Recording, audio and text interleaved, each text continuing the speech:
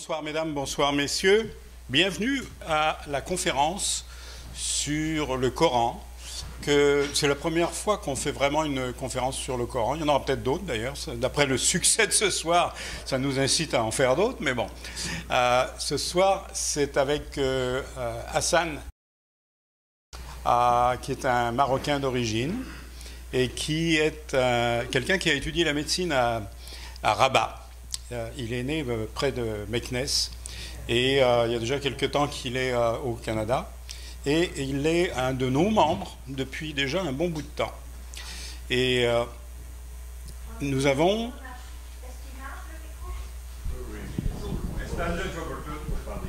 Est-ce que vous m'entendez mieux? Ok, on va continuer comme ça.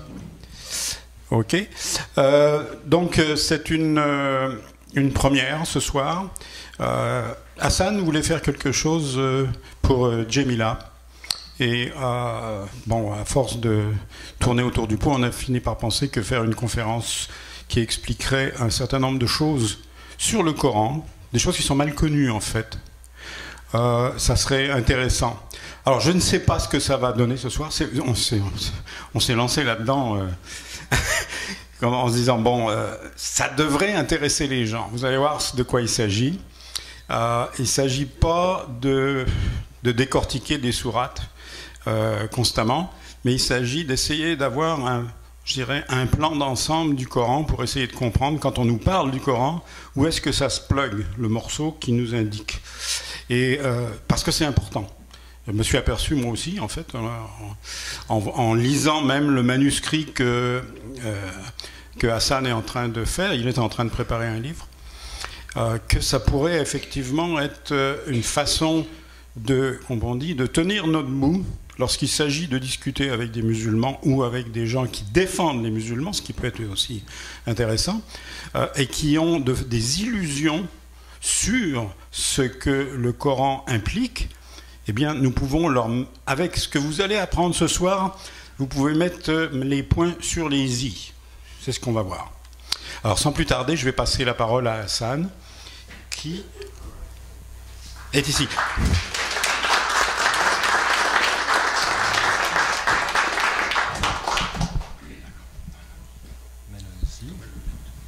C'est beau?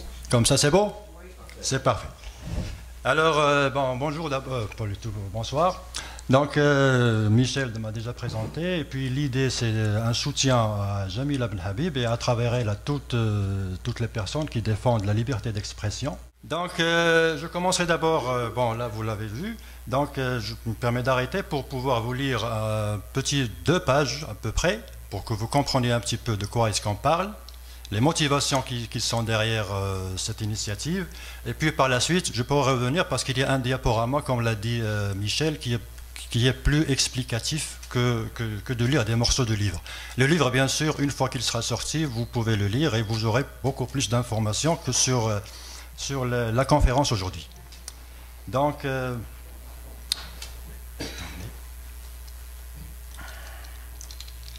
il s'agit au fait de l'introduction du livre. Bon, je vais vous lire l'introduction, mais pour la suite, il faudra acheter le livre par la suite. Donc, alors, le voici. Alors, l'introduction. Le débat sur la laïcité au Québec dure depuis des années et il a été encore mis en avant depuis l'annonce de la charte de Madame Marois, la charte des valeurs québécoises, devenue charte affirmant les valeurs de laïcité, neutralité, etc. Un nom un peu trop long que l'on peut toujours résumer en un seul mot, la laïcité. Et justement, à propos de laïcité, au milieu de tout ça, la poursuite et éventuellement le procès de Madame Jamila Ben Habib par un établissement scolaire privé portant le nom de École musulmane de Montréal pour avoir tenu publiquement des propos jugés par l'école, entre guillemets, anticoraniques et diffamatoires. En réfléchissant à cette affaire avec calme, j'ai vu qu'il s'agit d'abord d'une affaire de droit de pensée et d'expression. 2 droits qui sont fondamentaux. Permettez un petit peu. Ouais. 2 droits qui sont fondamentaux. Ça, c'est le cadre. La réalité est qu'elle, on la poursuit non pas pour ses pensées, elle aurait été bien très heureux de pouvoir le faire, mais pour les avoir exprimées. Mais en s'attaquant à elles, c'est comme si on dit au reste du monde de ne pas penser comme elles. J'ai envie de leur dire qu'essayer d'empêcher les gens de réfléchir ne marchera pas. D'ailleurs, ça n'a jamais marché. À ceux qui ne le savent pas encore, nous sommes dans un monde libre où c'est un droit fondamental que celui de penser et d'en débattre avec ses semblables. C'est un droit non négociable pour lequel l'humanité tout entière a longuement combattu et qu'elle a toujours défendu férocement.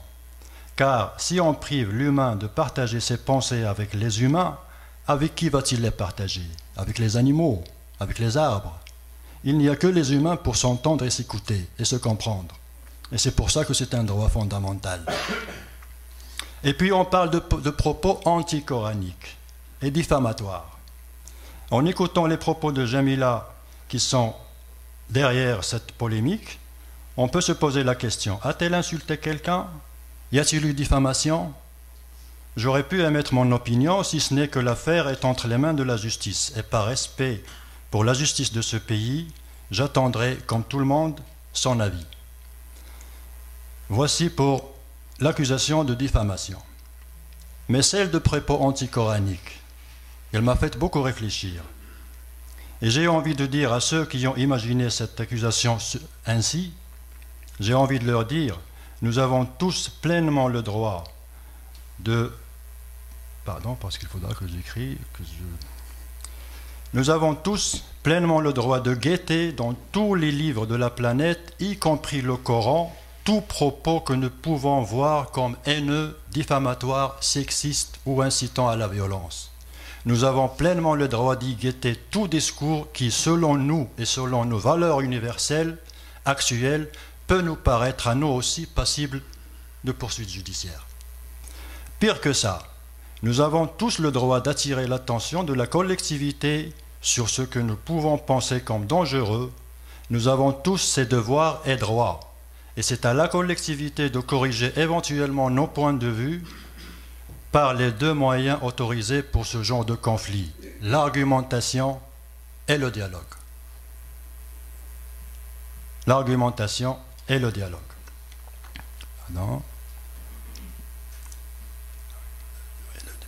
Alors, l'argumentation et le dialogue, idée contre idée, argument contre argument.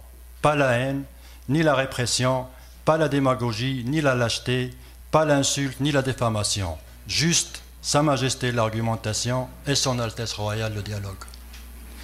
Il est temps de rappeler aux gens qui cherchent à faire taire cette femme qu'aucun livre dit sacré n'a réussi à l'être pour toute l'humanité. Le vôtre l'est pour vous et c'est à respecter dans une société multiple et laïque. Mais le fait qu'un seul humain sur 5, vous, je m'adresse aux autres, pas à vous, le fait qu'un seul humain sur 5, vous, pense que ces phrases viennent de son Dieu, ça ne lui donne aucun droit d'obliger les 4 restants, nous, à les prendre aussi pour sacrés. Si pour un seul humain, vous, ce sont des propos divins, impossibles à discuter car produits par la machine divine indéfectible, pour les 4 restants, nous, ce sont des phrases et des idées produites par une machine humaine parfaitement défectible et donc sujette à discussion individuelle et collective. Et quand on voit ce seul humain parmi 5, vous, se permettre de défendre son livre en ridiculisant et diabolisant tous les livres produits par les autres, nous, il y a vraiment à s'inquiéter. Et quand ce seul humain parmi 5 s'attaque à la liberté d'expression dont nous sommes 5 à profiter, la liberté de pensée et d'expression de laquelle nous sommes 5 à profiter, j'estime que tout silence devient complice. Et quand en plus ça touche nos enfants, ça frôle la catastrophe. Voilà ce que j'ai compris de cette affaire. Comme vous le remarquez, je n'ai insulté personne. Et il n'y a dans ce que j'ai dit aucune mention ni de ma religion si j'en ai, ni de ma nationalité, ni quoi que ce soit. Comme le diraient nos frères dans l'humanité, les Québécois, c'est juste question de bon sens.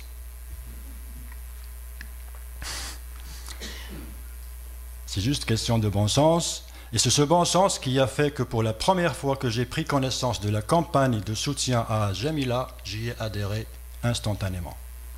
Ce livre est ma manière de dire « je soutiens Jamila ». Et s'il faut que je m'attende moi aussi à des poursuites judiciaires, ça sera l'occasion pour que l'on comprenne que cette jeune femme combattante n'a pas à être seule sur le banc des accusés. Nous ne laisserons pas faire taire cette femme venue dans ce pays fuir l'hégémonie et respirer la liberté. Et si un esprit tribal fossilisé a miroité un instant que Jamila est faible parce qu'elle est femme, c'est l'occasion de leur dire qu'il y a des hommes qui sont prêts à être à côté d'elle. Moi le premier.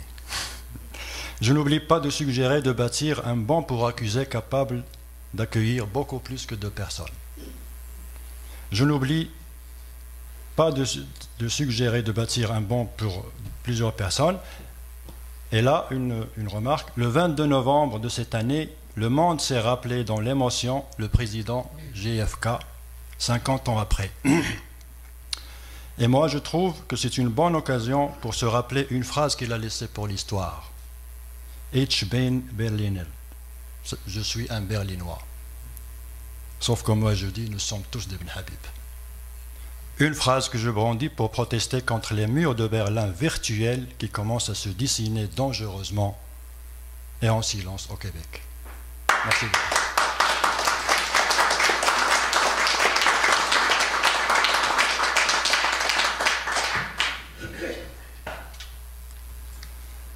Bon, là c'est la préface, donc ça vous donne une idée un petit peu de quoi il s'agit. Donc là, maintenant j'ai préparé un diaporama de présentation pour le sujet du livre. Donc là c'est la maquette du livre que vous pouvez trouver prochainement sur le marché. Le titre c'est Islam, à côté de Jamila sur le banc des accusés. Je suis en train de le trouver. Enfin, ça se discute. Ça se discute. En fait, je n'ai pas encore trouvé. Je cherche un éditeur qui soit un petit peu courageux parce que le sujet est assez sensible. Donc là, je vous raconterai un petit peu à travers le diaporama ce qui s'est passé. Ah, le fil s'est détaché. D'accord, merci. Voilà. Ben, excusez mon trac parce que c'est ma première conférence, donc ça se voit que je perds un petit peu le fil. Mais... Attention au micro, s'il vous plaît. D'accord. C'est parfait. Donc là, je vous raconte un petit peu ce qui s'est passé. Donc d'abord le préambule, on va discuter de l'affaire de Jamila. Bien sûr, on va pas s'éterniser là-dessus puisque tout le monde le connaît. Et puis, à partir de là, je vous invite à un voyage à peu près dans les pages et les sourates du Coran. On va, première escale, ça va s'appeler La Victoire. Tout ça, c'est des titres des paragraphes ou des chapitres dans le livre. La Victoire, Capitation, tout ça, vous allez le comprendre. Double discours, une 4e option, un isoloir à 2, et puis le mot de la fin. Donc, ça ne sera pas très long. Bien sûr, le livre, il contient beaucoup plus que ça, mais il fallait l'adapter pour une. Donc, l'affaire Jamila Ben Habib, moi, personnellement, j'en ai pris connaissance à peu près il y a 2 ou 3 mois. Et automatiquement, j'ai visité le site internet qui est fait pour ce but-là. Et là, j'ai appuyé sur Chronique des événements, un petit peu plus en bas, sur le site. Et il y a ce paragraphe-là. Alors, qu'est-ce que ça dit, ce paragraphe-là? Ça dit que, juin 2012, site internet des écoles musulmanes de Montréal est hors ligne, et ce pour une période de plusieurs mois, jusqu'à son remplacement à l'automne 2013. À noter que toutes les références litigieuses aux versets coraniques ayant été à l'origine du blog de Mme Ben Habib en février 2012 ont été retirées, ainsi que les photos des petites filles voilées. Je pourrais vous dire que c'est ça qui a un petit peu déclenché ma réaction en quelque sorte, parce que je me suis posé la question, références litigieuses aux versets coraniques ayant été à l'origine ont été retirées. Et je me suis posé la question, pourquoi les avoir retirés? Sont-ils des versets gênants, ou compromettants, ou dégoûtants? On a droit à une réponse. qu'a-t-on cherché à cacher? Bon, je peux me permettre de vous dire que c'est l'attitude-là qui a un petit peu éveillé ma curiosité, parce que ça ressemble en quelque sorte à un homme qui a trompé sa femme et qui efface les SMS de son cellulaire. Ça ressemble exactement à ça. Sauf que là, il s'agit de versets coraniques. Et c'est là le problème. Qu'a-t-on cherché à cacher? Donc, nous, on peut toujours les chercher parce que le livre est toujours là. Donc, pour le livre, il y avait un problème, parce que le livre en arabe, il n'est pas, bon, d'après ce qu'ils disent, il n'a pas été changé depuis sa rédaction il y a à peu près 1400 ou 1500 années. Mais en ce qui concerne la traduction française, là, ça pose problème. Parce qu'il y a plusieurs traductions, et la traduction de l'arabe au français, ça obéit à plusieurs critères, les motivations du traducteur, entre autres. Donc, moi, tout simplement, je me suis adressé au site internet du Centre culturel du Québec. Ça représente l'islam ici au Québec. Donc, voici leur site internet. J'espère que c'est visible ici, sans problème. Donc, quand on va un petit peu plus bas sur la page, on trouve la rubrique de téléchargement et on trouve le Coran arabe en français, en PDF. C'est disponible à tout le monde peut le vérifier, tout le monde peut le voir, tout le monde peut le télécharger. Donc là voilà. Et puis en ce qui concerne aussi la traduction, cette version, elle a quand même une certaine notoriété. Pourquoi? Parce que c'est une version adoptée par l'Arabie Saoudite. Vous voyez? Le royaume de l'Arabie Saoudite. Le royaume de l'Arabie Saoudite, bon, juste pour le rappel, c'est là, et c'est là où il y a la Mecque, et c'est là où il y a le tombeau du prophète. Autrement dit, il y a plusieurs traductions, vous pouvez, bon, bien sûr, chacun s'amuse à traduire comme il veut, et là, pour pouvoir se retrouver, moi j'ai choisi celle-là parce que, à mon avis, c'est comme si vous lisez la Bible, traduite en arabe, mais approuvée par le Vatican. Comme ça, personne ne pourra rien nous reprocher par la suite. Donc, la traduction, on a résolu le problème. Traduction en français. D'ailleurs, la traduction là, c'est l'Arabie Saoudite, elle a créé, ça fait quand même beaucoup d'années, un complexe qui s'appelle le complexe Roi Fahd pour la traduction, l'impression et la diffusion du Coran de par le monde, dans toutes les langues.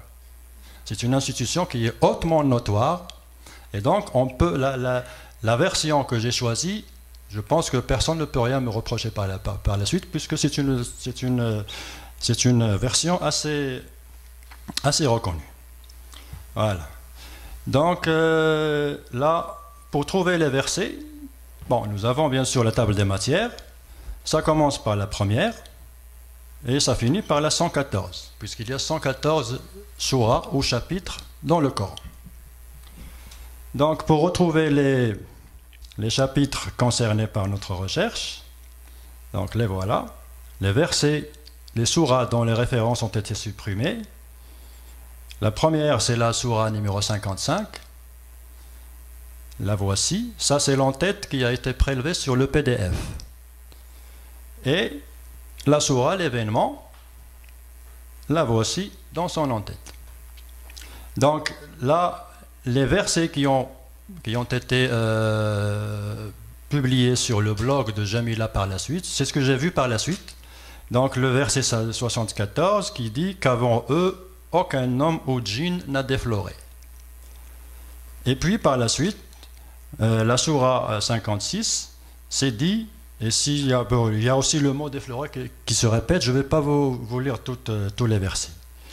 Alors, en écoutant l'interview de Madame Ben Habib avec Benoît Dutrisac, et c'est de là où le problème a commencé, les mots qu'elle a repris dans son entrevue, son interview, c'est défloré. Sauf que, bien sûr, il y a aussi eau bouillonnante, il y a fournaise, mais en voyant bien sûr la surah, on peut trouver sur le verset 56 le même mot qui se répète, défloré. Mais il y a pire encore. Vraiment, il y a pire encore. Parce que sur la sourate 56, le verset numéro 58, ça dit exactement « Voyez ce que vous éjaculez ». Donc la défloration, éjaculation, tout va dans le même sens. Et ça, c'est des versets, personne ne les a inventés, c'est eux, c'est leur traduction, c'est... Donc voici les versets qui ont posé problème. Mais on peut voir d'autres choses. Juste dans ces versets-là, on peut voir d'autres problèmes. Regardez ici. Ici, on dit « eux ». Voici d'autres mots qui sont problématiques. Ici, on dit qu'avant eux, aucun homme n'a défloré. Eux, c'est qui? Ils trouveront, blablabla, c'est qui? De qui on parle? Eux aussi. C'est les bons. D'accord. Ici, les de ceux qui avaient traité de mensonge la résurrection, blablabla, ceux, on va les jeter dans l'eau bouillonnante, on va les mettre dans la fournaise. De qui on parle? Les mauvais. Ok. Donc, et pire encore, le verset 95 et 86, ça c'est la certitude. On met cette certitude dans la tête des enfants de 5 à 10 ans. Ils vont grandir avec ça. Alors la question que je pose, pourquoi une telle division de l'humanité dans la tête d'un enfant? Dans quel sens? Vous voyez? Donc, ce sont visiblement des propos hautement problématiques. Mais y en a-t-il d'autres? Combien de squelettes dans le placard? C'est là la question que je me suis posée. Le programme suivant comporte des propos pouvant ne pas convenir à un jeune public. Nous préférons vous en aviser. Alors, on va commencer par la première sourate. Ne vous inquiétez pas, on ne va pas s'étaler sur tout le Coran. Ne vous inquiétez pas. Alors, la première, c'est celle-là. C'est la sourate, prologue ou ouverture, c'est elle qui commence tous les livres du Coran que vous trouvez. Mais là, il y a un problème. Ce chiffre-là, numéro 5, là, c'est la sourate numéro 1. Bon, c'est clair. Mais ce chiffre-là, c'est l'ordre chronologique de la révélation. Quand on va à la deuxième, c'est la sourate Al-Baqarah, la sourate la vache. Là aussi, on a un problème, parce que là, il est la deuxième sur le livre, mais chronologiquement, elle est au numéro 87 sur 114. Donc, il faudrait revoir tout ça. Si on veut bien lire le Coran, au moins le lire selon l'ordre chronologique de révélation. Donc, partant de là, qu'est-ce que j'ai fait? J'ai fait un graphique que je vous montrerai. Le voilà. Là, j'ai pris les sourates du Coran selon l'ordre qu'ils ont dans le livre. Et en fonction du nombre de versets. Il y a celle qui contient 5-6 versets, d'autres qui contiennent 240 à 280 versets. Donc c'est là où il y a la hauteur, ça change. Et puis d'un autre côté, les rouges ont été révélés à Médine et les vertes ont été révélées à la Mecque. Sur le livre, ils sont parfaitement mélangés. Il n'y a aucune logique. Vous commencez par la 87, vous passez à une autre, une médinoise, après une mécoise, et ainsi de suite. Et ça crée beaucoup de problèmes pour rester dans les normes. Donc, mais en mettant ça sur l'ordre chronologique de la révélation, voici ce que ça a donné. Les vertes, ce sont les médinoises. Les rouges, plutôt les vertes, c'est les mécoises. Les rouges, c'est les médinoises. Alors, maintenant, voilà ce qu'on va faire. La première ici, la première qu'on nous demande de lire, la prologue. En réalité, elle est la 5e. La deuxième qu'on nous demande de lire, ça on l'a déjà vu, elle est au niveau 87. La troisième, la voilà, c'est la 89. La quatrième, c'est la 92. La cinquième, c'est la 112, c'est carrément la dernière. La 8e sur le livre, elle est au niveau 88. La 9e, c'est carrément la dernière, c'est la 113. Donc, moi, quand j'ai vu ça, quand je l'ai fait, j'étais chez moi, il faisait nuit, je ne me rappelle pas c'était quelle heure. J'ai trouvé que ce bouquet-là, on l'a mis ici. C'est comme si on nous dit de lire le Coran par sa fin, en commençant par la fin. Donc, il doit y avoir une philosophie, mais on ne nous l'a pas expliqué. Mais on va les suivre. De toute manière, on va les suivre. Sauf que nous, on va commencer par la 114. Donc, partant de là, je voudrais bien continuer parce qu'il y a une constatation qui est très très importante. Donc là, je me suis dit, peut-être, je vais essayer de chercher la première révélation faite au prophète. Où est-ce qu'on peut la trouver sur le Coran? Et c'est la première, c'est très important. Parce que c'est la première que les gens de l'époque ont cru. Malheureusement, on la trouve 96. Pourquoi est-ce qu'on l'a mis à la 96? C'est la première révélation, c'est les premiers versets soufflés dans la tête du prophète, comme ils disent. Peu importe, on n'a pas la réponse, ils ne veulent pas nous la donner. La 114 ici, la dernière que le prophète a reçue, dans le temps, ils l'ont mise à la 110. Mais il y a quand même une constatation. Là, peut-être c'est une découverte, mais la sourate 38, elle a gardé sa place. Et la voilà. La sourate 38, vous remarquez, ici c'est 38, et chronologiquement c'est la 38. Et puis il y a aussi la 71. Elle aussi, elle a gardé son emplacement. Ce qui permet de diviser ça en 3 parties. La première partie, on nous demande de la lire à la fin. La dernière à être révélée, on nous demande de la lire au début. Pourquoi? On attend la réponse. De toute façon, c'est un fait. Donc, nous allons commencer, puisqu'il nous incite à commencer par la fin, nous allons commencer par la 114. Attendez un petit moment. La voilà. On va commencer par la 114, puisqu'il nous incite à commencer par la fin. La 114, où est-ce qu'on peut la trouver? Sur le PDF. Elle est sur la page 1217 du PDF. Vous pouvez le télécharger chez vous. Vous trouvez ça sur la page 1217. La voici la page. Et la voici la sourate. Comme je vous ai dit, elle porte le numéro 110, mais en réalité, elle est la 114e, c'est la dernière. Qu'est-ce que ça dit? Lorsque vient le secours d'Allah, ainsi que la victoire, et que tu vois les gens entrer en foule dans la religion d'Allah, alors par le louange célèbre la gloire de ton Seigneur. Ici, on parle d'une victoire. C'est très clair, c'est un message victorieux. On est en train de célébrer une victoire. Sauf que c'est une victoire, moi je me suis posé la question, la victoire elle est là, mais elle est de quelle nature? Est-ce que c'est une victoire militaire, ou scientifique, ou diplomatique, ou comment est-ce qu'elle est? C'est une victoire par le nombre. Plus on est nombreux, et plus on est gagnant. Et ça se voit jusqu'à nos jours dans notre réalité. Mais le hasard, peut-être le hasard, ou je ne sais pas, ils ont mis en haut, juste sur la page, la même page, vous déplacez juste votre regard en haut, vous tombez sur la sourate 18.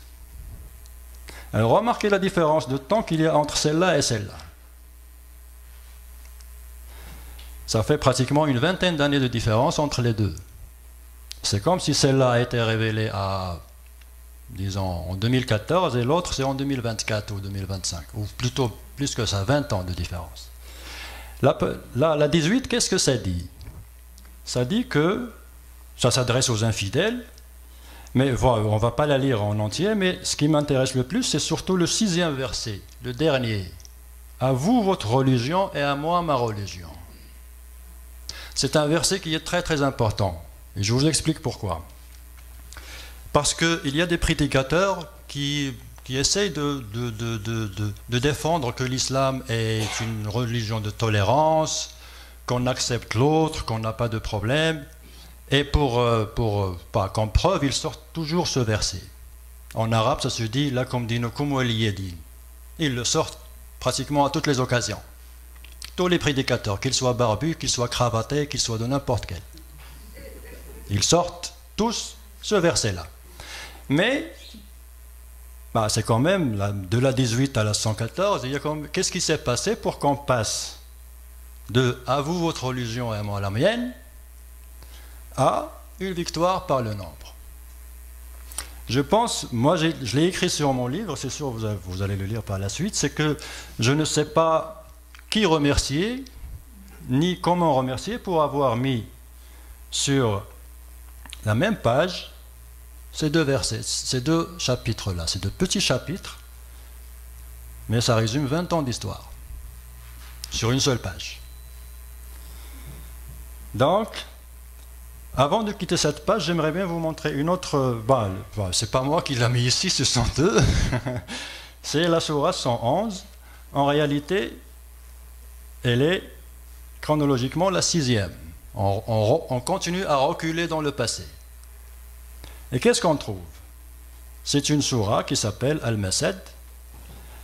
On va peut-être la lire. Que périssent les deux mains d'Abu Lahab et que lui-même périsse, sa fortune ne lui sert à rien. Il sera brûlé dans le feu plein de flammes. De même, sa femme, la porteuse de bois, a son cou une corde de fibres. Bon, ça c'est un verset du Coran. Et là, vous avez l'explication. Ça parle d'un personnage qui s'appelle Abu Lahab. Ce personnage qui s'appelle Abu Lahab n'est rien d'autre que l'oncle personnel du prophète. Et il a été, dès le début, il a été contre. Et c'est pour ça que je dirais à la limite, ce personnage-là, Abu Lahab, il est pratiquement la personne la plus insultée de toute l'histoire humaine. Parce que ces insultes ont été gravées pour l'éternité dans un livre saint. Et les musulmans n'arrêtent pas de lire, puisque c'est un petit verset.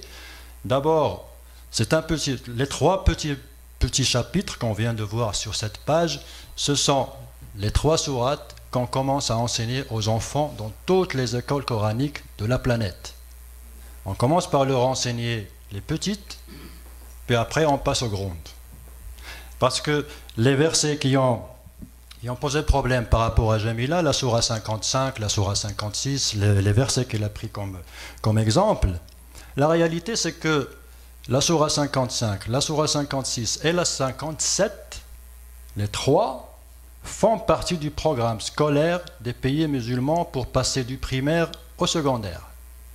Moi-même, je les ai appris par cœur, à l'âge de 10 ans. Alors vous imaginez, je ne suis pas le seul, vous pouvez demander à n'importe quel arabe que vous connaissez de votre entourage, il vous dira que pour passer du primaire au secondaire, il a dû apprendre 206 versets dans l'ordre. 3 sourates. Al-Rahman, Al-Waqi'a ou Al-Hadid. 55, 56, 57. Donc, de là, une constatation, c'est que l'école qui est en question, qui est à l'origine de toute cette polémique, en fait, ce n'est pas une coïncidence. Elle ne fait que reproduire le programme scolaire importé d'ailleurs. Elle ne l'a pas inventé. Ce n'est pas elle qui a imposé ces versets à ces enfants-là. Ces versets font partie intégrante du programme scolaire de tous les pays musulmans. Et de là une question, c'est une parenthèse que j'ouvre et je ne la fermerai pas à la suite. Je me suis dit peut-être si une école québécoise décide de s'installer en Arabie Saoudite pour enseigner, je ne sais pas, enseigner la Bible ou enseigner l'humanisme, est-ce qu'on va la financer? C'est une question que je pose. Bon, je ferme la parenthèse. Attention à ta chaise. Il reste juste un petit millimètre. J'y ai pensé tout à l'heure, mais c'est pas grave. Moi, ce qui m'inquiète, c'est surtout le micro. Est-ce que ça va? Si vous entendez bien? C'est parfait. Donc, on va quitter cette page. Et bon, avant, il faudra peut-être que je fasse une petite remarque à propos de ces insultes envers l'oncle du prophète. Je me suis demandé que font de tels propos injurieux dans un livre saint destiné à guider l'humanité. Vous voyez, y a-t-il la moindre spiritualité dans ce chapitre? Le moindre sagesse? Le moindre conseil? le moindre enseignement spirituel ou temporel. C'est un chapitre qui n'a aucune utilité. Est-ce que c'est un délit de le dire? Est-ce que c'est un délit de le dire? Non. Non, c'est pas un délit de le dire. Bon, alors après la 114, on va passer à la 113. Et là j'attendrai votre attention parce que c'est très important. Donc, on a parlé de la victoire et on s'est demandé, cette victoire, comment est-ce qu'elle a été acquise? Le chapitre juste avant, le premier verset. Bon, d'abord, il faudra que je vous signale le dernier grand chapitre du Coran, celui-là. Parce que le dernier, c'est 114, c'est juste 5 versets. Mais celui-là, c'est quand même 129 versets. C'est quand même un grand chapitre. Le problème qu'il y a, c'est que c'est un chapitre qui ne commence pas par là. Cette formule-là, en nom d'Allah, le tout miséricordieux, très miséricordieux, c'est une formule avec laquelle on commence tous les chapitres du Coran, sauf celui-là. Sauf celui-là. Celui-là, ça commence directement au premier verset. La formule de louange n'est pas là. Pourquoi? Parce que, alors, le dernier grand chapitre, c'est un ensemble de versets que le prophète n'a pas eu le temps de boucler et de nommer. Et je vous explique pourquoi. À la question qu'on s'est posée plusieurs fois, c'est que qui a partagé le Coran en soura, en chapitre? Qui a fait les noms? Ce chapitre, ça s'appelle tel, et ce chapitre, ça s'appelle... Qui a fait ça? Bon, la révélation, on va pas discuter là-dessus. Ils disent que c'est divin, on va en rester là. Mais la répartition, c'est qui l'a fait? C'est qui a mis la 87 comme la deuxième? C'est qui l'a appelé la soura, la vache? C'est qui a décidé que ce chapitre, c'est 280 versets et celui-là, c'est juste 5? C'est qui a fait ça? La réponse qu'on a de par les musulmans, c'est que c'est le prophète lui-même qui disait tel verset, ajoutez-les avec tel autre, appelez-les ce nom. L'ensemble, et ainsi de suite. Celui-là, puisqu'il ne porte pas la formule de commencement, et ça a été dit dans plusieurs, je vous invite bien sûr à vérifier par la suite, lorsqu'il est décédé, on s'est retrouvé avec ces versets-là sans nom. Comment est-ce qu'on va les appeler? Peut-être il avait lui-même l'intention de les boucler par la suite et de leur donner un nom, mais la mort a été plus rapide que lui. Et donc, ça se trouve dans le Coran. C'est un chapitre sans vraiment être un chapitre, mais c'est le chapitre le plus difficile du Coran. Et on va voir pourquoi. Alors, le mot de la fin du prophète, comme je l'ai dit, le verset numéro 5. À peine le verset numéro 5. On n'a pas encore vu les 129. On a vu juste le 5e. Après que les mois sacrés expirent, tuez les associateurs, où que vous les trouviez, capturez-les, assiégez-les dans toute embuscade. Waouh! Ça commence bien, non? Bon, on va passer. Le 28 aussi, il est très difficile. Ô vous qui croyez, les associateurs ne sont qu'impureté. Je vous le rappelle, ça c'est des versets, c'est pas moi qui les ai inventés. Personne ne les a inventés, soi-disant c'est Dieu qui les a dit. Le 29, combattez ceux qui ne croient pas ni en Allah, ni au jour dernier, qui n'interdisent pas ce qu'Allah et son messager a interdit et qui ne professent pas la religion de la vérité, parmi ceux qui ont reçu le livre, jusqu'à ce qu'ils versent la capitation par leurs propres mains en état d'humiliation. Vous imaginez l'importance. Combattez, capturez, assiégez, embuscade. De quoi on parle? Capitation. Bon, on va continuer. Le verset 123, c'est encore très dangereux. Ô vous qui croyez, combattez ceux des mécréants qui sont près de vous et qu'ils trouvent de la dureté en vous. Bon, je vous invite d'abord, pour ceux qui sont intéressés, prenez un papier et stylo, notez les noms des versets et des sourates pour vérifier par la suite par vous-même. Le PDF est disponible. Tous les chiffres là que je vous donne, vous pouvez les vérifier. Donc, juste avec ces 4 versets, c'est vraiment un problème. Mais on va continuer. On va prendre le 28 d'abord. Parce qu'il est vraiment... Il y a matière à réfléchir. Vous qui croyez, les associateurs ne sont qu'impuretés, qu'ils ne s'approchent plus de la mosquée sacrée après cette année. Bon, là, je vous l'amène en arabe, vous n'allez pas le comprendre, certainement, certains, mais c'est juste pour signaler ce mot-là, najas. Parce que ce mot najas, le voici, ça se prononce najas, N-A-J-A-S, et ça a été traduit par impureté. Le voilà. Sauf que dans plusieurs dictionnaires, on trouve que najas, ça peut être traduit par impureté, souillure, saleté, ou même excrément, je suis désolé. Alors, l'exercice qu'on peut faire, c'est que, bon, vous croisez le premier arabe que vous croisez, sans lui parler de quoi que ce soit, vous lui dites, c'est quoi le mot najas? Il va vous dire ce que ça veut dire. Bon, ça va être l'une de ces 4. Mais de toute façon, puisque les traducteurs ont préféré, disons, garder le mot impureté, parce que c'est quand même un petit peu plus acceptable, on va en rester là. Les associateurs ne sont qu'impureté.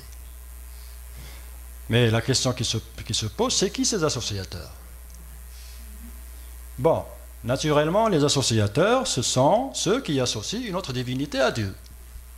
Bon, grosso modo, parce que associer, ça veut dire ça. Donc, on peut se demander, les juifs et les chrétiens ne sont pas là-dedans? Ben, le Coran nous dit non, ils sont là-dedans. Ils sont inclus là-dedans. Pourquoi? Parce que le verset 30 nous dit, les juifs disent Ozaïr est fils d'Allah, et les chrétiens disent, le Christ est fils d'Allah. Telle est leur parole.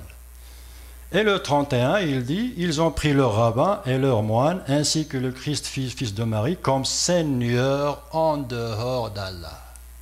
Même les juifs et les chrétiens sont dans la définition. Tous sont des impuretés. C'est pas moi qui l'ai dit, c'est le Coran. Je vous le répète encore une fois. Alors, mais ce verset, il est quand même très dangereux. Pourquoi? Je vous explique. Parce que ça parle de la mosquée sacrée. C'est-à-dire, en 1991, l'invasion du Koweït par Saddam. Débarquement des Alliés en Arabie Saoudite. Et c'est là où on a eu la réaction. Les associateurs ont souillé la terre sacrée. Et c'est là que ce monsieur-là a rompu avec les États-Unis pour se retourner contre eux. Et c'est là où il y a eu la création d'Al-Qaïda et le 11 septembre. Moi, je suis tenté de dire que sans ce verset, probablement le 11 septembre n'aurait jamais eu lieu. Parce que c'est ce verset qui a donné la justification. Bon, alors, on continue. Le 29. Combattez ceux qui ne croient pas ni en Allah, ni blabla, je ne continue pas, et qui ne professent pas la religion de vérité. Bon. Le 2011, le printemps arabe, et c'est un islamiste qui est devenu président d'Égypte. Ça, tout le monde le connaît. Mais les Coptes d'Égypte se sont posé la question, parce qu'on commence à parler que les chrétiens d'Égypte doivent payer la capitation. Vous voyez ce que je veux dire? En apparence, ça apparaît comme des mots très simples, c'est des mots dans un livre, c'est pas grave, c'est très grave. Parce que ça peut donner des conséquences inimaginables. Donc les Coptes se sont sentis un petit peu menacés, parce qu'avec un président islamiste, il y a des gens de son entourage qui ont commencé à répandre la rumeur que c'est sûr et certain, il y aura une capitation pour les chrétiens et les juifs. Heureusement, il y a eu cet homme. Je ne parle pas de lui de bien, je ne le connais pas, mais c'est quelqu'un qui a en quelque sorte sauvé l'Égypte de l'islamisme. Bon, vous connaissez l'histoire, bon, les informations sont déjà là.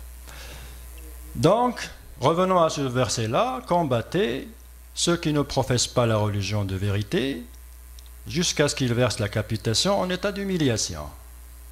Pour moi, c'est une déclaration de guerre. Le problème, c'est que c'est illimité dans le temps et dans l'espace. Et en plus, 3 options. Croire, payer ou mourir. C'est tout ce que ça veut dire. Soit vous croyez, soit vous payez, sinon c'est la guerre. Donc, c'est ce que j'appelle capitation ou décapitation. Ça, c'est un chapitre sur le livre, avec plus de détails, plus de capitation ou décapitation. Vous payez la capitation ou sinon c'est la décapitation. C'est exactement ce que veut dire ce verset. Qu'on essaie de l'expliquer par n'importe quelle manière, pour moi, c'est comme essayer de noyer le poisson, parce que c'est très clair. C'est très clair. Et en plus, on va revenir là-dessus plus tard, le fait que ce soit le dernier chapitre, c'est extrêmement grave. Donc, le 123, là aussi c'est très important. Ô vous qui croyez, combattez ceux des mécréants qui sont près de vous et qu'ils trouvent de la dureté en vous. Bon, les mécréants. Bon, là, ça résume, parce qu'on a dit les infidèles, on a dit les non-croyants, on a dit les associateurs. Là, c'est les mécréants pour englober pratiquement tout. Et je pense, personnellement, c'est mon avis personnel, le fait qu'on se retrouve déjà au verset 123, c'est pratiquement la fin du chapitre. Donc, dans un souci d'économie, on a dit mécréants, ça veut dire tout le monde. Donc, près de vous, ça veut dire de proche en proche. Et ça rappelle une expansion en tache d'huile. Parce que de proche en proche. Bon, vous habitez cette rue, vous devez combattre le mécréant qui se trouve juste à côté. Et ainsi de suite. C'est une épuration confessionnelle. Qu'on le veuille ou non. Ça, c'est une incitation à une épuration confessionnelle. Combattre les gens de proche en proche. Ça se passe déjà en Irak, en Syrie, en Somalie, au Nigeria. Ça se passe déjà de cette façon. Il y a de l'épuration confessionnelle en Irak. Il y a de l'épuration confessionnelle dans pas mal de pays. Partant de ce verset-là. C'est juste une phrase dans un livre, mais les conséquences sont inimaginables. Alors, maintenant, c'est en quelque sorte un petit résumé. Le verset 5, en le lisant, c'est une incitation au meurtre. Le verset 28, c'est une insulte et incitation à la haine. Le 29, c'est de la haine, de la violence, et c'est une extorsion, la capitation. Et le dernier, c'est une épuration confessionnelle. Juste 4 versets dans un chapitre. Je pense qu'il y a tout ce qu'il faut pour saisir le tribunal pénal international.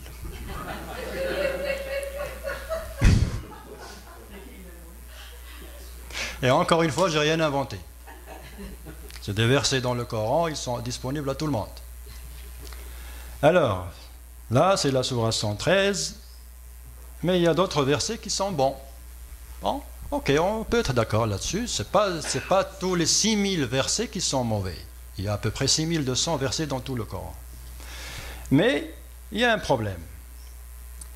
La 118, ça dit « À vous votre religion et à moi ma religion ».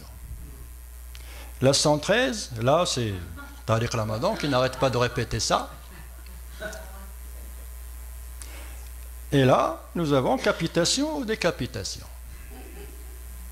Vous voyez ce que je veux dire? Et là, c'est Belladin. Donc, il y a le principe de l'abrogation. Je vous explique le principe de l'abrogation. La preuve, avant de l'expliquer, je vous amène une preuve. La preuve, c'est l'interdiction de l'alcool. C'est la première chose qu'on remarque chez les musulmans en terre d'Occident, le halal et l'interdiction de l'alcool. Plus bien sûr le voile. Donc, c'est la première chose qu'on remarque. Dès qu'on atterrit ici, on est stigmatisé, pas d'alcool, pas de porc, les femmes voilées avec les poussettes en avant, et ainsi de suite. Donc ça, c'est des images qui se répètent et qui commencent à devenir familières. Mais il y a une origine. L'alcool, par exemple. Pourquoi l'alcool est-il interdit? Comment est-ce qu'il a été interdit d'abord? Je vous assure que 90% des musulmans ne le savent pas. Alors, ça a commencé par le chapitre 70, avant d'arriver à Médine. Et qu'est-ce que ça dit? Ça dit, le chapitre 70, verset 67, des fruits des palmiers et des vignes veut retirer une boisson enivrante et un aliment excellent. Les boissons enivrantes, ce sont les boissons qui donnent de l'ivresse. Donc, les boissons qui donnent de l'ivresse, c'est un don de Dieu pour amener les gens à réfléchir plus et à raisonner plus. C'est le verset qui le dit. Par la suite, on est arrivé à 87. Qu'est-ce que ça dit? Il t'interroge sur le vin et les jeux de hasard, dit, dans les deux, il y a un grand péché et quelques avantages pour les gens, mais dans les deux, le péché est plus grand que l'utilité. Mais continuez à boire, pas de problème. Alors, on est arrivé au chapitre 92. Vous voyez, dans l'ordre, les choses sont beaucoup plus claires. Le 92, ça dit « Oh les croyants, n'approchez pas la salate quand vous êtes ivres. » C'est-à-dire, buvez quand vous le voulez, mais quand vous faites la prière, soyez sobre. C'est exactement ce que ça veut dire. Mais jusqu'à là, il n'y a pas d'interdiction. Les gens ont continué à boire. Les compagnons du prophète prenaient du vin avant l'interdiction. Et ça, ils veulent en quelque sorte l'effacer, mais c'est une vérité. Parce que remarquez ici, on a commencé ici en 610 à peu près. La révélation a commencé à peu près en 610. Là, on est à 622. 12 années que les gens buvaient sans problème, faisaient la prière sans problème. Il n'y a pas eu d'interdiction. Le verset qui a interdit le Coran, c'est le voici. Le 112. Il fallait attendre pratiquement la fin du Coran pour trouver l'interdiction. Et qu'est-ce que ça dit? Oh les croyants, le vin, le jeu ne sont qu'une abomination, œuvre du diable, écartez-vous-en afin que vous réussissiez. Bon, moi qu'est-ce que j'ai fait? J'ai enlevé les deux pour comparer. Et là, on a le 70 qui nous dit boisson enivrance, un aliment excellent. Et là, on a le 112 qui nous dit abomination, œuvre du diable. On parle de la même chose. Mais, lequel est celui qui fait office de loi dans les pays musulmans? Est-ce que c'est celui-là ou celui-là? C'est ça l'importance de ça, de ce que nous sommes en train de parler maintenant. Lequel a fait office de loi? La loi pénalise la consommation d'alcool dans plusieurs pays musulmans, sur la base du verset qu'on a vu. Donc, si un musulman, par exemple, prend un verre de champagne et leur dit, moi, le verset de 70, il dit que c'est un don de Dieu, pour moi, c'est un don de Dieu. Il aura raison. Mais on va lui dire non, parce que le verset, il a été abrogé. Abrogé, ça veut dire annulé. Donc, il y a des versets qui annulent des autres. Et automatiquement, ceux qui viennent à la fin annulent ceux qui viennent au début s'il y a contradiction. Donc, regardez ici. Ici, boisson enivrante. Ici, à vous votre religion, à moi ma religion. Ici, abomination, œuvre du diable, et capitation et décapitation. À votre avis, lequel des deux, de ces deux-là, a en quelque sorte force de loi? C'est la deuxième. C'est le deuxième.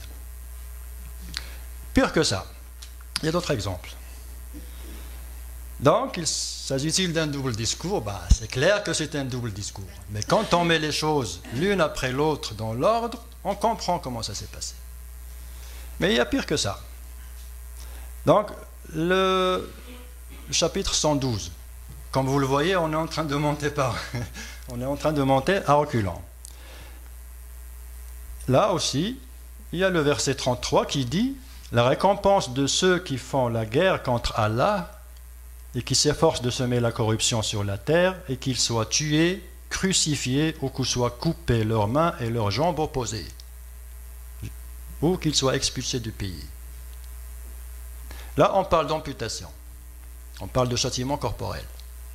Bon, ici, c'est les interprétations qu'ils donnent de ce verset. Ils disent que ça s'adresse aux bandits. Quand il y a une bande qui sort de la ville, qui se rebelle, qui sort attaquer les caravanes, attaquer les voyageurs, on applique ce verset-là. Mais moi, à mon avis, est-ce qu'il y a question de bandit est-ce qu'il y a le mot bandit dans ce verset? Tout ce qu'on dit, Ceux qui font la guerre contre Allah, c'est complètement ouvert, et qui s'efforcent de semer la corruption sans définir c'est quoi la corruption. Sans définir les limites. C'est-à-dire, une femme dont on voit juste le mollet, on peut dire qu'elle est en train de semer la corruption. Vous voyez, un fonctionnaire d'une ONG, par exemple, dans un pays musulman, le fait qu'il soit mécréant, qu'il se permette de prendre sa bière en plein public, on peut dire qu'il est en train de semer la corruption. Parce que la corruption, c'est très vaste. Et là, Dieu lui-même n'a pas précisé. Vous comprenez ce que je veux dire? Mais la connotation en atrocité, elle est flagrante. Et c'est pour ça que j'ai dit tout à l'heure les propos qui sont l'accord des parents, comme ce qu'on nous dit dans la télé. Il y a des émissions où on exige l'accord des parents parce que quand il s'agit d'atrocité ou de pornographie, les enfants n'ont rien à voir avec ça. Ça, c'est la règle.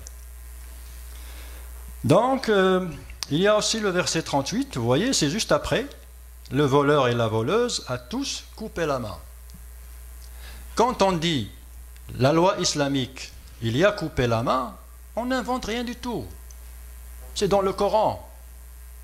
J'imagine mal comment est-ce qu'un penseur musulman, comment est-ce qu'il peut contourner ce problème?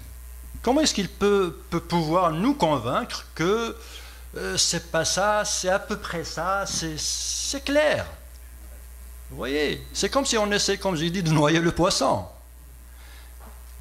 Donc, je continue, mais là, il y a vraiment une conclusion assez frappante. Alors, on a parlé de double discours. Et là, c'est l'épreuve coranique qu'il y a vraiment un double discours. Pourquoi? Parce que le verset 6, c'est celui qui a interdit la consommation de porc. Toujours on parle de ce chapitre, le 112. Le verset 33, crucifixion des bandits. Le verset 38, amputation des voleurs. Le verset 90, interdiction d'alcool. Sauf que, pour une raison qu'on ne sait pas, ou on le sait, pour vous dire, on le sait, ce sont eux qui essaient de le cacher. Celui-là, il est encore d'application. Le porc est interdit. Celui-là, non, il n'est plus appliqué dans les pays musulmans. Celui-là non plus. Et celui-là, il est encore d'usage. Ce sont des versets sur le même chapitre, sur la même longueur d'idée. Pourquoi est-ce qu'on applique l'un et on désactive l'autre? Est-ce que ce n'est pas du double discours? Il y a l'amputation. Non, là, oui, je comprends. Ça existe en Afghanistan, en Nigeria, Boko Haram. C'est ça le problème. J'apprécie beaucoup votre remarque, mais on va y arriver. Mais de toute façon, dans les législations officielles, le pays, le Maroc, l'Algérie, la Tunisie, il n'y a plus ça. Ils ont été contraints, par la force de l'évolution, de désactiver ça. Mais ils ont gardé l'alcool, le porc. Bon, autant désactiver tout. Vous voyez? Pourquoi ce double discours? Donc là, on a ramené la preuve qu'il y a un double discours, il y a des versets qu'on utilise, d'autres qu'on n'utilise pas, mais on dit que c'est de la tolérance, on essaie d'expliquer ça par la contextualisation. Oh, chaque chose, il faut la prendre dans son contexte. On va voir ça, parce que même la contextualisation, ça pose problème. Alors, le chapitre 113, on l'a déjà vu, 3 options. Et ça, c'est très important parce que, avec tous nos respects, il y a une 4e option. C'est ce que j'ai envie de leur dire. La liberté. C'est la 4e option, la liberté. Et c'est l'occasion de voir la liberté en islam. Comment elle est? Alors, le chapitre 87, le verset 178. Ô les croyants, on vous a proscrit le talion au sujet des tués, libre pour libre, esclave pour esclave, femelle pour femelle. C'est déjà une stratification de la société. Il y a les libres, il y a les esclaves, il y a les femmes. Les femmes, ils ont été, disons, mentionnées sous forme de femelles, c'est déjà sexiste. Alors, c'est une reconnaissance de l'esclavage. Explicite, rien à dire. Mais l'explication qu'il donne, c'est elle qui est un peu drôle. On va y arriver. Donc, en plus, il y a plus de 20 versets qui reconnaissent l'esclavage. Et les penseurs, en quelque sorte, qui essayent de moderniser, ils ne savent pas quoi faire de ces versets-là. Ils sont clairs. L'esclavage a existé et elle a été entretenue par l'islam. Quoi qu'ils puissent dire. Mais je vous ramènerai leur réponse et on va la décortiquer. Donc, que faire de ces versets? Voici leur réponse.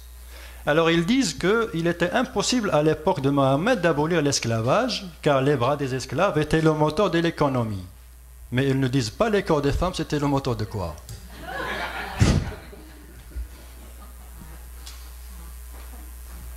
Ils disent aussi qu'une abolition hâtive aurait conduit à un effondrement social chaotique. D'accord, on va vous suivre. Ils disent aussi que l'islam a préféré assécher les sources qui alimentaient le bassin de l'esclavage. C'est-à-dire, il a beaucoup insisté sur affranchir les gens, mais sans obligation. Si vous faites une infraction religieuse, la pénalité, c'est d'affranchir un... Bon, il y en a plusieurs, on ne va pas rentrer dans les détails. Mais c'est ça leur explication. Ils disent que c'était pas possible à l'époque, c'était le moteur de l'économie, les femmes, ils n'ont pas précisé c'était le moteur de quoi. Bon, tout ça, vous l'avez très bien compris. Sauf que, ça c'est génial, sauf que, 1200 années, le résultat n'était pas au rendez-vous. Voilà pourquoi. Personne n'est en mesure de nier que dans l'histoire du monde musulman, aucun religieux, ni intellectuel, ni politicien n'a eu l'idée ou l'audace d'appeler à affranchir les esclaves. C'est une réalité. Il n'y a pas eu la moindre petite tentative d'affranchir les esclaves pendant 1200 années. Pire que ça, les savants musulmans, ils enseignaient l'islam dans la mosquée. Les versets, blablabla, tout ça. Mais en rentrant chez lui, il avait des esclaves dans son écurie. Vous voyez? Pire que ça. Jusqu'aux années 20, les années 20, il y avait encore des marchés d'esclaves dans certains pays du monde musulman, dans certaines villes. Ça faisait partie de la coutume. Et ce qui est encore plus grave que ça, c'est que dans ces marchés-là, j'ai même entendu, entre parenthèses, ça reste à vérifier, j'ai entendu qu'il y avait un marché d'esclaves à côté de la mosquée sacrée à la Mecque. Jusqu'aux années 20, jusqu'au début du siècle dernier. Le pire dans tout ça, c'est que dans ces souks, les gens faisaient la prière dans la mosquée et rentraient dans le souk, achetaient des hommes, des femmes, des enfants. Et les documents avec lesquels on s'échangeait où on faisait les transactions, c'était des documents avec lesquels on commence louange à Dieu, le tout miséricordieux, la louange qu'on a vue tout à l'heure, au nom de Dieu, et ainsi de suite. Les gens se vendaient et s'achetaient au nom de Dieu pendant 1200 années. Mais ils n'ont pas le courage de l'avouer. Donc, l'esclavage et l'islam ont vécu ensemble 1200 années, depuis le premier Mohammed à Médine jusqu'au dernier Mohammed à Istanbul. L'esclavage a été aboli après la chute de l'Empire ottoman, par la force de la mondialisation de l'époque. Mais l'islam n'a jamais touché à l'esclavage. Ils n'ont jamais touché à ça. C'était la coutume, on vivait avec et bon, pas de problème, et ainsi de suite. Que l'on vienne maintenant défendre la position de l'islam vis-à-vis de l'esclavage, je ne vois pas comment. Je ne vois pas comment. S'il y a eu affranchissement de l'esclavage, des esclaves, c'est l'Occident qui l'a fait. C'est Abraham Lincoln qui a affranchi les esclaves. Ce n'est pas les musulmans. Les musulmans, ils ont été forcés de suivre parce qu'ils étaient faibles. Et le jour si jamais ça arrive, ils redeviendront forts, l'esclavage va revenir. Ça, c'est une conclusion. Donc voilà ce que fait l'islam de la liberté, ce qu'on a appelé nous la quatrième option. Il ne reconnaît pas la liberté. Je n'ai pas voulu rentrer dans les détails concernant l'apostasie, concernant la liberté de croyance, tout ça. Bon, c'est à discuter, mais j'ai surtout ce verset-là qui a posé problème. Parce qu'il y a une stratification. Les libres, les esclaves et les femmes. C'est incroyable. Bon, on continue. Donc, la démocratie en islam. Ça aussi, ça pose problème. Ça aussi, ça pose problème.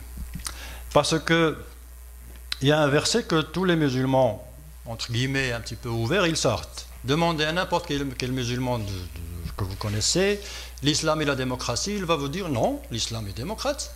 Il y a de la démocratie en islam. Et il va vous sortir ce verset-là. Chapitre 62, verset 38. Amrohum shura bainahum. Les Arabes m'ont compris, ça veut dire les croyants se consultent entre eux à propos de leurs affaires. Ils prennent ce verset comme preuve que l'islam est démocratique. Pas de problème, on va voir ça. Donc, ça aussi c'est génial. Mais une démocratie, ça suppose d'abord un débat. Alors, que pense l'islam du débat? Il y a un verset qui pose problème. Le verset 92, verset 140. Qu'est-ce que ça dit? Lorsque vous entendez qu'on renie les versets, le Coran d'Allah, et qu'on s'en raille, ça veut dire qu'on s'en moque, ne vous asseyez point avec eux, avec ceux-là, jusqu'à ce qu'ils entreprennent une autre conversation.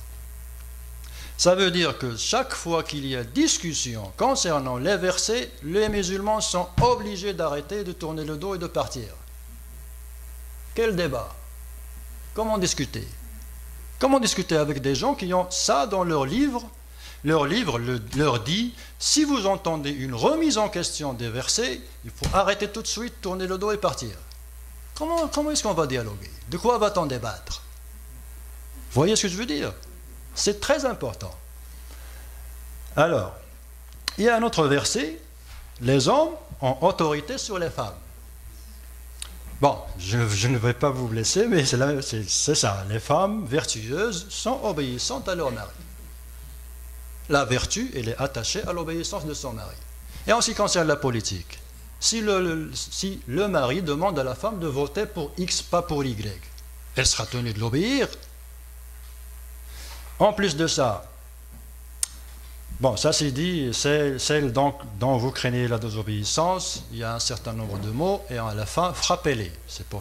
Personne ne peut nier que dans l'islam, il y a l'autorisation de frapper son épouse. C'est le Coran qui le dit. Qu'ils disent ce qu'ils veulent, qu'ils expliquent ce qu'ils veulent, ça reste de la démagogie. Les choses sont là. Donc, ça aussi, ça pose problème. J'ouvre une parenthèse. Les hommes ont autorité sur les femmes.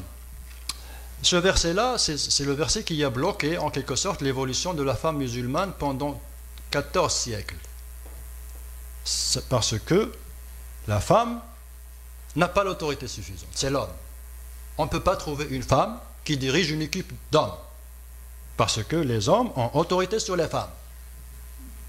Ça a bloqué, en quelque sorte, l'histoire de la femme musulmane durant tous ces siècles-là.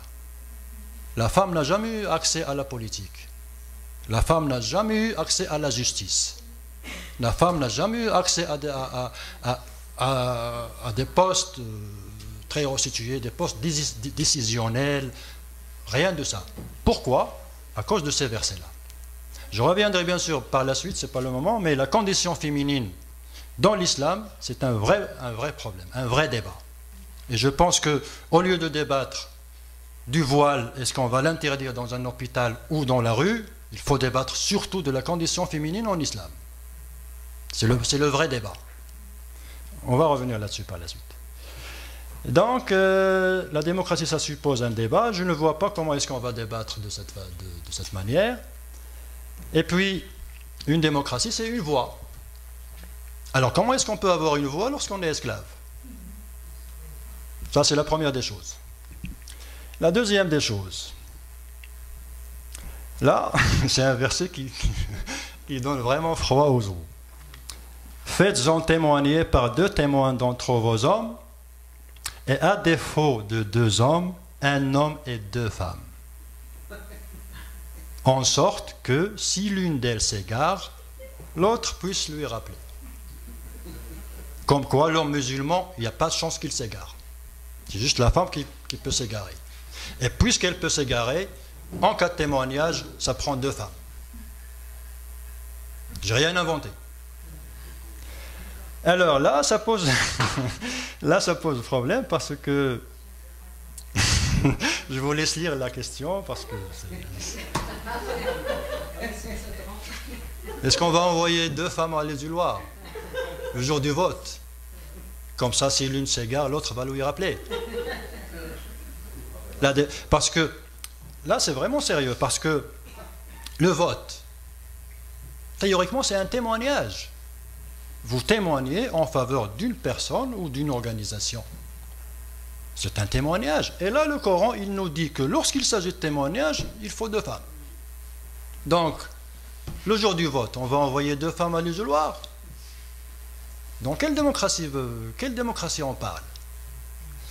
Et puis, il y a un autre, là je termine pour laisser la place aux questions, mais celui-là, c'est vraiment ce que j'appelle le talon d'Achille en ce qui concerne la démocratie en islam. C'est le vrai talon d'Achille en ce qui concerne la démocratie en islam. Voici ce que ça dit. Ça parle des sadaqas. Les sadaqas, ce sont les dons, les charités, les dons que les gens donnent et que ça se ramasse dans la caisse publique. Les sadaqas ne sont destinés que pour les pauvres et ainsi de suite, et ceux dont les cœurs sont à gagner. Ça veut dire que, et ça, les références et les interprétations l'affirment. À l'époque, on avait des tribus autour, on avait des gens qui sont croyants, d'autres un petit peu moins. Donc les gens dont la loyauté n'est pas encore vraiment garantie, on se permet de leur donner de l'argent pour les gagner de notre côté. Et c'est Dieu qui l'a dit. Et c'est une autorisation divine à acheter des voix. Alors de quelle démocratie parle-t-on? De quelle démocratie parle-t-on? On parle d'une démocratie où une partie de la population est exclue parce que ce sont des esclaves. On parle d'une autre catégorie qui n'ont qu'une demi-voix. Et on parle de la possibilité d'acheter la loyauté des gens sans problème parce que c'est Dieu qui l'a dit. Quelle démocratie peut-on parler? Ben, bien sûr, ils l'ont fait en Égypte. En Égypte, jusqu'à récemment, et partout dans le monde. McGill, il vient de recevoir des millions de l'Arabie Saoudite. McGill, Oui, la faculté des oui. études islamiques. Exactement. Donc tout ça, ça pose problème parce que entendre un musulman dire « Oh, l'islam, ça va avec la démocratie, on n'a pas… » Non, il y a des problèmes. Non, on ne peut pas cacher la lumière du jour. Il y a des versets qui posent problème. Et donc, pour finir, le mot de la fin, l'islam et l'islamisme, est-ce qu'il y a une différence? À votre avis, après tout ce que vous avez entendu? À mon avis, il n'y a pas de différence.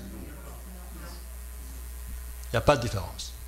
Parce que l'islamisme, c'est un terme qui a été inventé avec préméditation pour séparer les choses. Mais il n'y a pas de frontière. Parce que vous soyez islamiste ou que vous soyez musulman, il y a un document de référence qui s'appelle le Coran. Et ce document de référence, il va sur tout le monde. Que vous soyez islamiste, que vous soyez… D'ailleurs, même le mot, celui-là, c'est un musulman modéré. Ça veut dire quoi, modéré? Ah, ça, il est fondamentaliste. Ça veut dire quoi, fondamentaliste? C'est quoi, c'est… Là, comment? Ça pourrait vouloir dire que c'est quelqu'un qui ne lit que les derniers versets. Ben, il a raison, parce qu'il y a l'abrogation. C'est ce que je vous ai expliqué. Moi, à mon avis, s'il y a quelqu'un que je respecterais beaucoup plus, je respecte l'islamiste plus que Tariq Ramadan comme exemple. Parce que l'islamiste, il est clair. Il est clair dans ses principes. C'est le fondamentaliste, ça vient du mot fondement. Les fondements sont là. Alors, de quoi est-ce qu'on parle lorsqu'on dit musulman modéré? C'est quoi musulman modéré? Qui interprète le Coran, qui ne font pas une lecture à la lettre du Coran, c'est ce qu'on nous dit. Ben, c'est ce qu'on vous dit. C'est ce qu'on vous dit. Mais, est-ce que vous avez vu? Est-ce que j'ai inventé quelque chose? Ça existe. Ben voilà. Mais ce n'est pas le cas de la majorité des musulmans. Oui, oui, c'est vrai. Les musulmans que je fréquente, moi, ne sont pas des fondamentalistes. Ils ne savent pas ça. C'est ça ce que je veux vous expliquer. Ils ne lisent pas vraiment le Coran. C'est qui le musulman? On peut faire une chose. C'est qui les musulmans? Le pourcentage des musulmans qui savent qu'il y a un ordre chronologique différent de l'ordre Ils ne savent pas. Non, le pourcentage des musulmans qui savent qu'il y a l'abrogation. Il y a un verset qui est annulé par un autre. Ils ne le savent pas. Les musulmans, ils savent. Bon, je ne suis pas contre les musulmans en tant que confession, en tant que spiritualité, c'est une religion comme toutes les autres, en quelque sorte. Ça ramène un plus et ça joue le rôle destiné à toutes les religions. Mais lorsqu'on parle dans le fond des choses, il y a un problème. Il y a des versets problématiques. Qu'est-ce qu'on en fait? Est-ce qu'on les efface? Et vous vous rappelez, toute l'histoire, ça a commencé par des gens qui ont supprimé des versets d'un site internet. Et moi, je leur ai dit, vous ne pouvez pas les supprimer parce qu'ils sont dans le livre. Vous voyez, qu'est-ce qu'on en fait? Comme je vous ai dit, il y a un vrai problème concernant l'esclavage. Donc, qu'est-ce qu'on en fait? Bon, le débat, j'imagine qu'il y aura beaucoup de questions. Laissez-moi juste un petit moment pour terminer. Alors, de toute façon, est-ce que c'est un délit de le penser et de le dire? Tout ce qu'on a dit, est-ce qu'il y a un délit dans tout ce qu'on a dit, tout ce qu'on s'est échangé? Est-ce que c'est un devoir? C'est pas un délit. Merci beaucoup. Oui, bien sûr. Si c'est un délit, si jamais c'est un délit, je réserve ma place à côté de Jamila sur le banc des accusés.